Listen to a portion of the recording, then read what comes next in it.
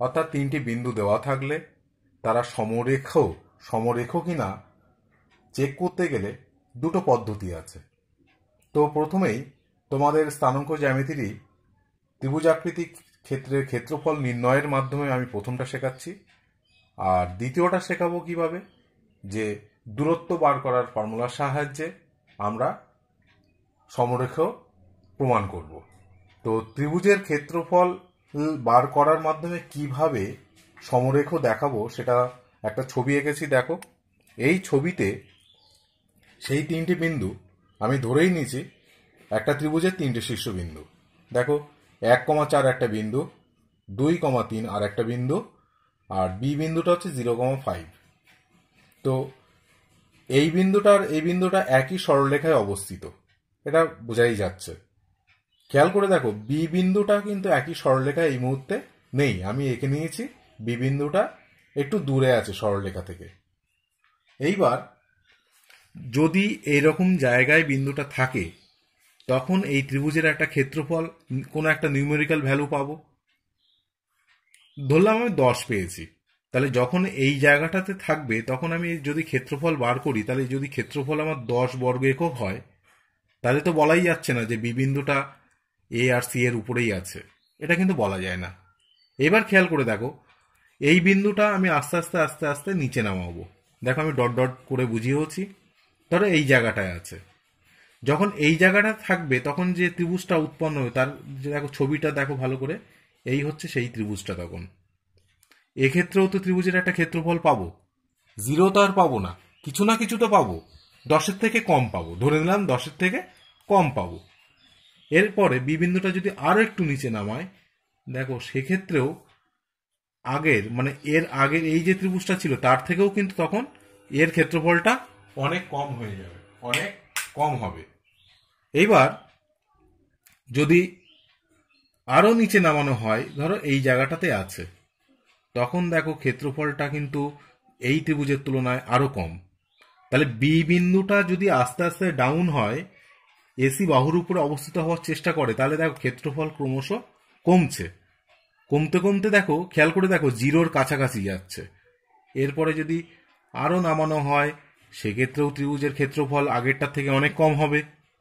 যদি আরো একটু নিচে নামানো যায়, তাহলে যে ত্রিভুজটা উৎপন্ন হবে ওই বিন্দু তিনটে দিয়ে, তার ক্ষেত্রফল আরো কম হবে। এইবার খেয়াল করে দেখো, এই বিন্দুটা যদি এই সরলরেখার উপরে আপতিত হয়, তখন কি ত্রিভুজটা পাওয়া যাবে বা কোনো ক্ষেত্রফল কি থাকবে? থাকবে না। অর্থাৎ আমাদের প্রমাণ করতে হবে এই বিন্দু তিনটি দ্বারা গঠিত যে ত্রিভুজটা আছে তার ক্ষেত্রফল 0।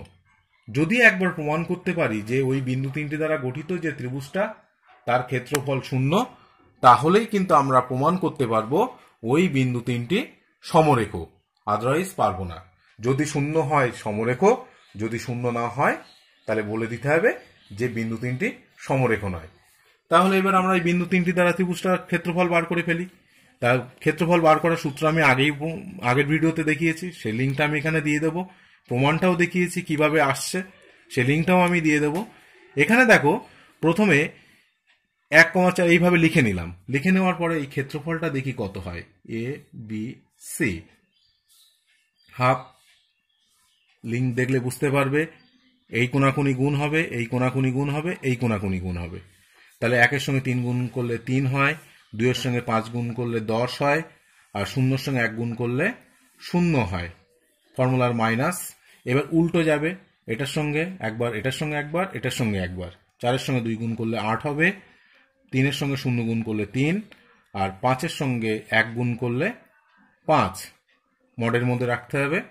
এরপরে দেখো হাফ, তাহলে 13 হচ্ছে, আর এখানেও 13 হচ্ছে। তাহলে লাস্ট যে হিসাবটা দাঁড়াচ্ছে দেখো, ইন্টু 0, তার মানে আলটিমেট কত হয়ে গেল? 0। তার মানে এখান থেকে আমরা বলতে পারি ওই বিন্দু তিনটি সমরেখ। জাস্ট এটাই লিখে দিতে হবে, বিন্দু তিনটি সমরেখ। এই একটা পদ্ধতি। আর একটা পদ্ধতি হচ্ছে, দেখো এটা 1 নম্বর পদ্ধতি। এই পদ্ধতিটা যেমন ত্রিভুজের ক্ষেত্রফলের মাধ্যমে করলাম। এইবার বিন্দু তিনটিকে আমি আর একটা উদাহরণ দিলে তাহলে তোমাদের বুঝতে সুবিধা হবে। ধরো ও একটা বিন্দু 0,0, এ একটা বিন্দু দেওয়া আছে 4,3, আবার বি একটা বিন্দু দেওয়া আছে 8,6। এই বিন্দু তিনটি সমরেখ কিনা এটা চেক করব, তবে ক্ষেত্রফলের মাধ্যমে না। এবার বার করব স্থানাঙ্ক জ্যামিতিরই আর একটা বিষয়, দূরত্ব নির্ণয়ের মাধ্যমে। তো এইটাকে প্রমাণ করতে গেলে ধরো খেয়াল করে দেখো, ও একটা বিন্দু এখানে, এ একটা বিন্দু এখানে, আর বি একটা বিন্দু এখানে।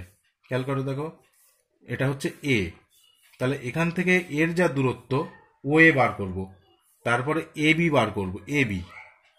তাহলে ও থেকে এর যা দূরত্ব আবার এ থেকে বি এর যা দূরত্ব আলাদা আলাদা করে বার করে নেব। নিয়ে যদি দেখি ও থেকে বি এর দূরত্বের সমান হয়ে যাচ্ছে, অর্থাৎ দেখো আমি লিখে দিচ্ছি, ও এ যোগ এ বি সমান ও বি যদি করতে পারি, তাহলে নিয়মটা কি হচ্ছে, এই যে দেখো একই সরলরেখায় থাকলে তবেই কিন্তু এটা এই কন্ডিশনটা সত্য।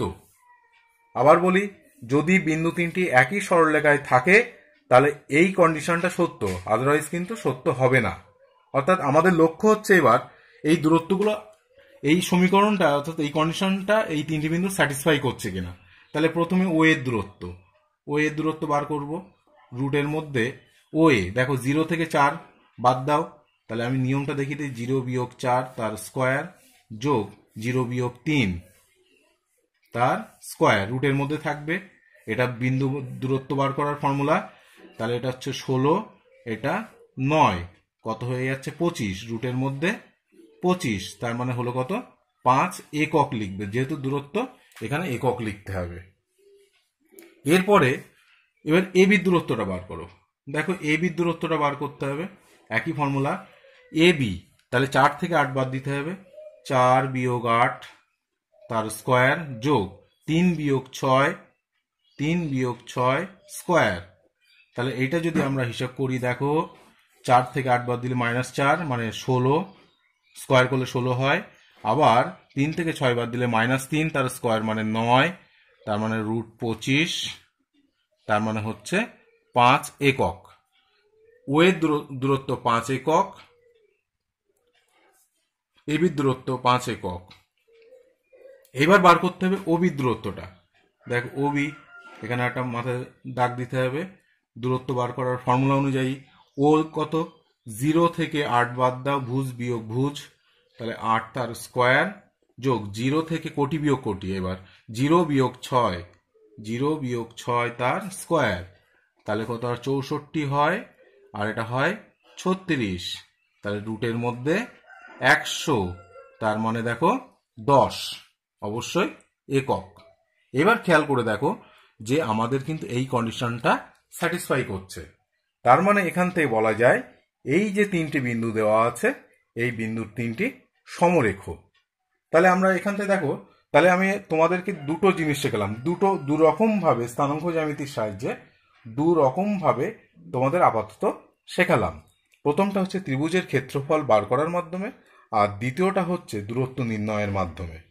ত্রিভুজের ক্ষেত্রফল বার করতে গিয়ে কিভাবে করতে হবে, যে এখানে ত্রিভুজটার ক্ষেত্রফল যদি আমরা 0 দেখাতে পারি তাহলে বলবো তারা সমরেখ, যদি না দেখাতে পারি বলবো ওই বিন্দু তিনটি সমরেখ নয়, অর্থাৎ একই লাইনে নেই। আবার একই রকম ভাবে দূরত্ব বার করার মাধ্যমেও আমরা দেখাতে পারি, কিভাবে, যে যে ও এ যোগ, অর্থাৎ এখান থেকে এই দূরত্ব আবার এখান থেকে দূরত্ব বার করব, করে সমষ্টি করব, করে যদি দেখি ও বির দূরত্ব একই আসছে তাহলে বলবো সমরেখ, আর যদি না আসে বলবো সমরেখ নয়। তোমরা প্র্যাকটিসের মাধ্যমে মনে রাখবে, আশা করি তোমরা সবাই পারবে এবং বুঝতেও পেরেছো। Thank you.